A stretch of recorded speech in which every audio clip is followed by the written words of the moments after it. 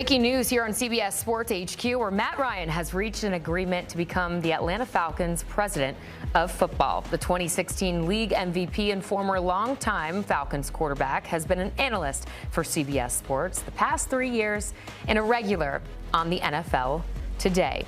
The Falcons' career leader in every passing category will be tasked with finding a new general manager and coach after the club fired Raheem Morris following an 8-9 season. This is the statement released from Matt Ryan. I want to thank the incredible team at CBS Sports. I loved my 3 years there, and I'm truly grateful for their support in pursuing this opportunity. The CBS Sports culture is amazing, and I have made teammates and friends for life. The Falcons recently restructured backup Kirk Cousins' deal, a move that could help in moving the veteran signal caller. For much more on this, let's go ahead and welcome in our own Jonathan Jones. JJ, it's so great to see you. Let's start with really explaining what this job is and why Matt Ryan is the perfect fit.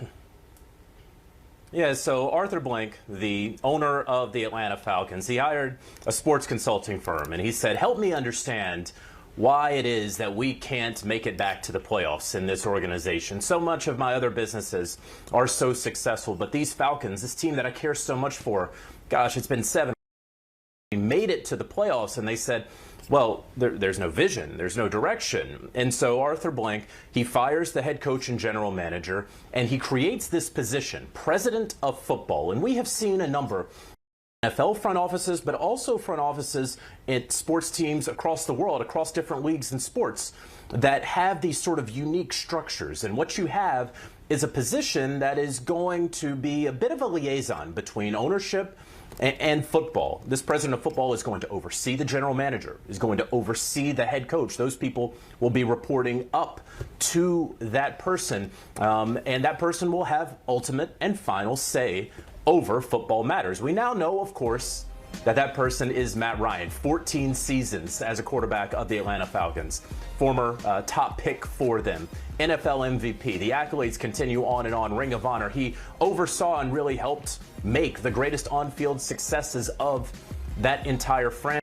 And he's like a second, or another son, I should say, to Arthur Blank. Obviously, lives in that area, and so has so much that he can do with his knowledge for this Falcons organization to bring them back to the heights that he had taken them to, and hopefully for him and others, obviously, even above that. It's my understanding that while this position is going to be the primary football executive with the Atlanta Falcons, Matt Ryan is not going to pretend like he knows everything about what it means to be a general manager. And I'm sure we will get to those sort of delineations in a little bit. But what it means right now, the Falcons needed somebody to come in, take the bull by the horns in football, get them back on the right track. And Matt Ryan has been the apple of Arthur Blank's eye for some time. We've been expecting potentially this move for a few weeks, and now it's official here on Saturday. So president of football, check for the Atlanta Falcons. There's a long list, though, this offseason, as you mentioned, still needing a GM, which, of course, now Matt Ryan will oversee the search in, but also needing a next head coach. What is the latest you're hearing?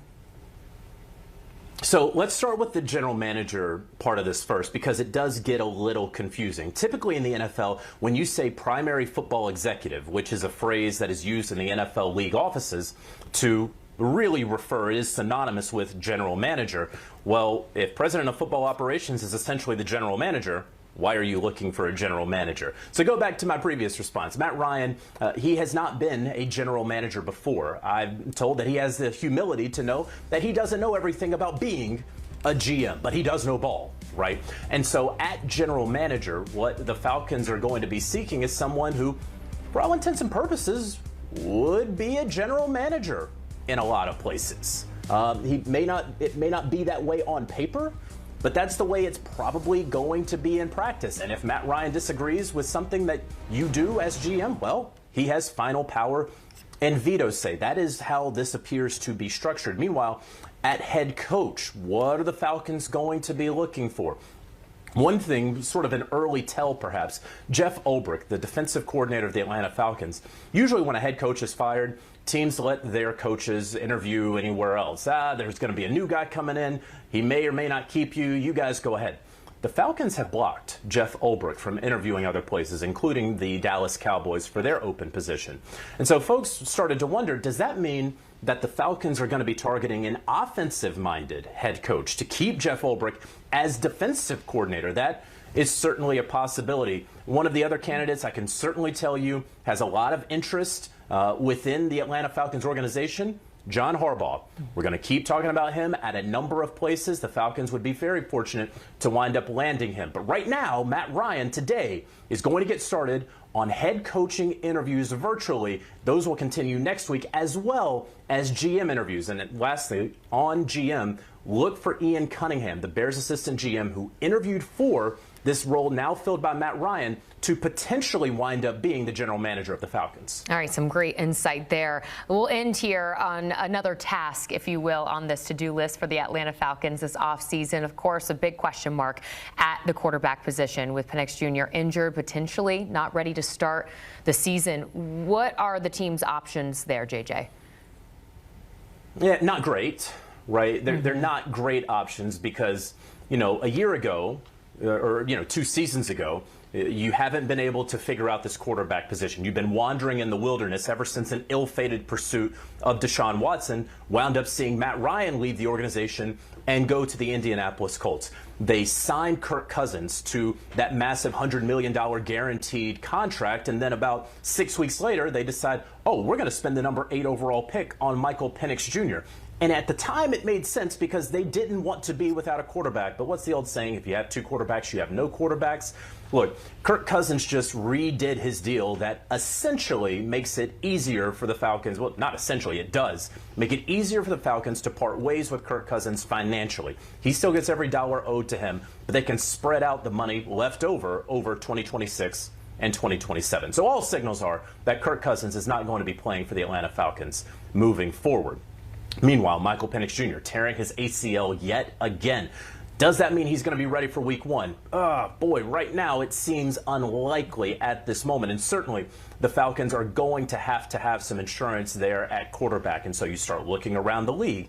And who could they potentially get? Who's going to come available? A Kyler Murray, right? Well, if the Cardinals eat his contract, Tua Tagovailoa. If the Dolphins eat his contract, those are a couple of names of veteran guys who might be able to help you bridge along the way. A name you're going to hear, Malik Willis, right? Playing so well for the Green Bay Packers. What is he going to fetch out there on the open market? The Falcons have spent so much capital at quarterback, it's hard to believe that they can spend even more on that in 2026, but somebody has to be the quarterback week 1.